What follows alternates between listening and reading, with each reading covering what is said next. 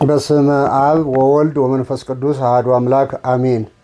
ግንቦት 18 አንድ አምላክ በሚሆን በአብ ወወልድ ወመንፈስ ቅዱስ ስም ግንቦት 18 በዚች ቀንም የከበረ አባትም ታላቅና የተመሰገነ የቆጵሮስ ኤጲስቆጶስ ቅዱስ ኤጲፋንዮስ አረፈ። ይህም ቅዱስም ከቤተ ገብርኤልም አጸድም አቅራቢያ ነው። ወላጆቹም በኦሪት ሕግ የጸኑ አይሁር ናቸው።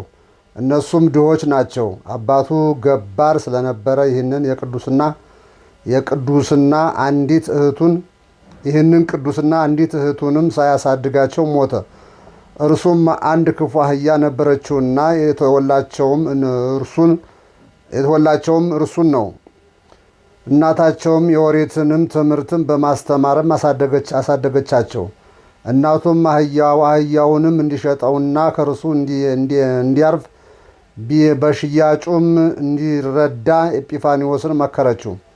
ሊሸጠውም ከአህያው ጋር ሲጓዝም አንድ ክርስቲያን ጻድቅ ሰውም ስሙ ፍላታዎስም የሚባል ተገናኘው።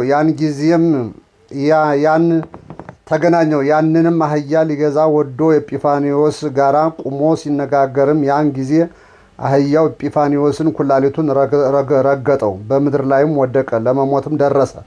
አባ ፊላታዎስም በመስቀልም ምልክትም ኩላሊቱንም ላይም በስመ አብ ወወልድ ወመንፈስ ቅዱስ አሐዱ አምላክ ብሎ አማተበ። ቅዱስ ኤጲፋንዮስም ያን ጊዜ ከሕማሙ ተድኖ ተነሳ፣ ከቶ ምንም እንዳልነካውም ሆነ። ከዚያም በኋላ አባ ፊላታዎስም በዚያ ክፉ አህያ ላይም እንዲህ ብሎ ጮኸ፣ ስለ እኛ በተሰቀለው በጌታችን በኢየሱስ ክርስቶስም ትሞት ዘንድ ይገባሃል ወዲያውኑም አለው። ወዲያውኑም የአህያ ወድቆ ሞተ።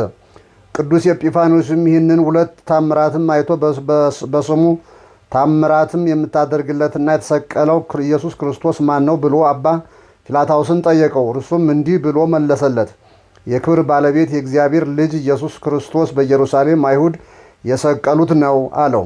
ይህንም ነገር በቅዱስ ኤጲፋንዮስ ልብም ተቀረጸ።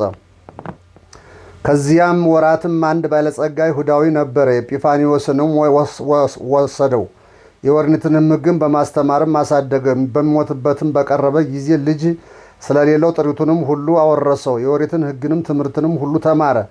በአንዲትም ዕለትም ስሙ ሉኪያኖስም የሚባል መነኩሴ ጋራ ተገናኘ። እርሱም የተማረና የእግዚአብሔር ጸጋ ያደረበት ነው። ከእርሱ ጋራም ተጓዘ። ሁለቱም በአንድነትም ሲጓዙ ድሃ ሰው አገኘውና ምጽዋትንም እንዲሰጠውም ያንን መነኩሴ ለመነው። ገንዘብም ስለሌለው የሚለብሰውንም የጸጉር አጽፍ አውልቆ ለድሃው ሰጠው። በዚያን ጊዜ ለዚያ መነኮስም የብርሃን ልብስም ከሰማይ ሲወርድለት ኤጲፋንዮስ አየ፣ ተመለከተ። ስለዚህም ድንቅ ታምር አደነቀ። ከመነኮሱም እግር በታችም ሰግዶ አንተ ማነህ? በሃይማኖትስ ምንድን ነው ብሎ ጠየቀው። እርሱም ክርስቲያን እንደሆነ ነገረው። ደግሞም ክርስቲያን እንዲያደርገው ለመነው። መነኩሴውም ኤጲፋንዮስን ወስዶ ወደ አንድም ኤጲስቆጶስ አደረሰው። እርሱም የክርስትና ጥምቀትንም አጥምቆ የቤተ ክርስቲያን ትምህርትም ስርዓቷንም ሁሉ አስተማረው።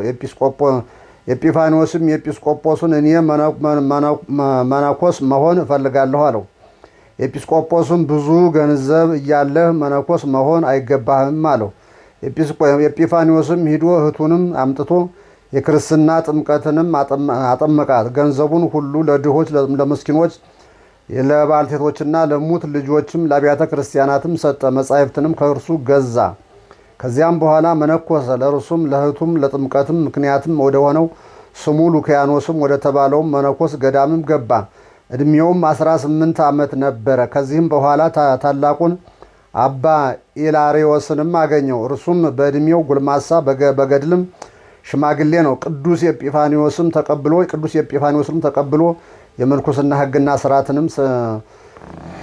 የምንኩስናን ሕግና የክርስትናንም ስርዓትንም አስተማረው። የእግዚአብሔር ጸጋ ድሮበትም የቤተ ክርስቲያን ሕግና ስርዓትንም የምንኩስናንም ሕግም በጥቂት ቀኖች አጠና። ከዚህ በኋላ ታላላቅ ታምራቶችንም በመስራትም ሙታንን እስከሚያስነሳቸው ሰይጣናትንም ከሰዎች ላይም እስከሚያስወጣቸው ውሃ ከሌለበትም ከደረቅ ቦታ ውሃ እስከሚያፈልቅም ያለ ጊዜውም ብዙ ዝናምንም እስከ ማውረድም ደርሶ በገድልና በትሩፋት ፍጹም ሆነ።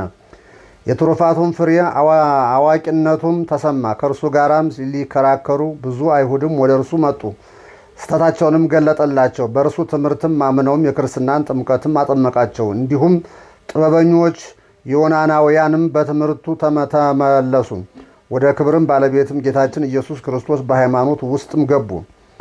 መምህሩ ቅዱስ ኤላሪዮስም በቆጵሮስ አገርም የኤጲስቆጶስነት እንደሚሾም ትንቢት ተናገረለት። ወደዚያም ሂዶ በታዘዘለትም ቦታም በዚያም እንዲኖርም አዘዘው። እንዲህም አለው፣ ኤጲስቆጶስነትም ሊሾሙህ በፈለጉ ጊዜ እምቢ አትበል፣ ይህ በእግዚአብሔር ፈቃድ ሆኗልና። ቅዱስ ኤጲፋንዮስም ወደ ቆጵሮስም ሂዶ በመምህሩ ቅዱስ ኢላሪዮስም ባዘዘው ቦታ ተቀመጠ። የቆጵሮስ ደሴት ኤጲስቆጶስም ባረፈ ጊዜ በዚያን ሰሞን ቅዱስ ኤጲፋንዮስም ምግቡን ሊገዛ ወደ ገበያ ገባ። ከእርሱም ጋር 2 መነኮሳትም አሉ። ደግሞም በዚያችም ገዳም ጻድቅ የሆነ ሽማግሌ ኤጲፋንዮስ ነበረ።